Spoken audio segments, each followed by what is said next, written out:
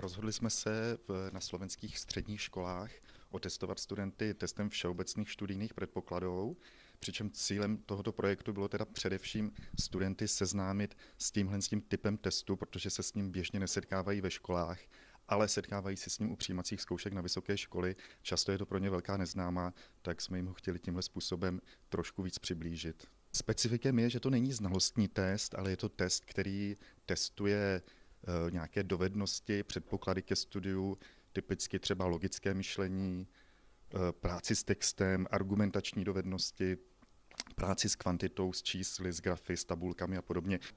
Do projektu se zapojilo nějakých 170 škol středních, od gymnázií až po střední odborné školy a těch studentů, kteří tím prošli, bylo necelých 15 000. Obecně se dá říct, že samozřejmě jedničkáři dopadají v tom testu lépe než čtyřkaři.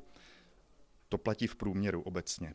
Na individuální úrovni už to tak není a i v těch nejlepších výsledků dosahovali čtyřkaři a naopak na tom spodním konci se objevovali i jedničkáři nebo dvojkaři.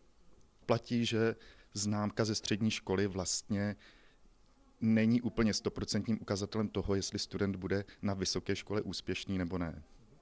Do týchto testov som sa rozhodol ísť pretože to boli v podstate alternatíva, teda k príjmačkám na vysoké školy aj teda na Slovensku, aj v Čechách a svojím spôsobom som to bral ako nejakú poistku, teda ak by som neúspel z nejakého dôvodu alebo by som sa nemohol zúčastniť, dajme tomu zo zdravotných dôvodov tých regulárnych príjmačok, tak tu som mal k dispozícii 6 termínov na to, aby som si vytvoril nejaký plán B.